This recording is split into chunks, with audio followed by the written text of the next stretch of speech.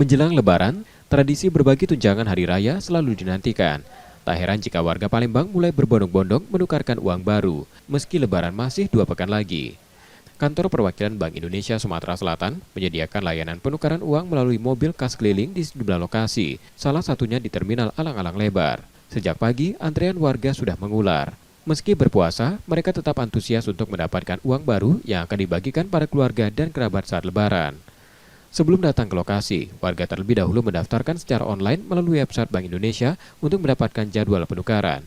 Setiap hari, layanan ini dibatasi untuk 300 orang dengan nominal maksimal 4,3 juta rupiah per orang.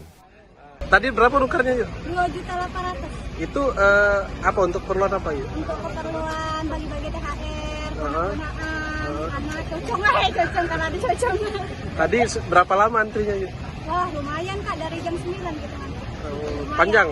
Iya, karena ada keterlambatan juga, tapi tidak masalah sih.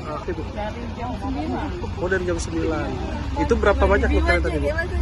Berapa banyak nukar uangnya, Bu? 2.200.000. Tadi gimana, Bu? Proses antrinya lama atau gimana? Banget lama.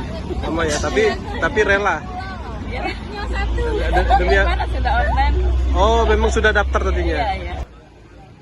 Diketahui layanan penukaran uang di Palembang digelar di 10 lokasi secara bergilir hingga 26 Maret 2025. Rizky Oktora, Muklas Differential, Kompas TV, Palembang, Sumatera Selatan.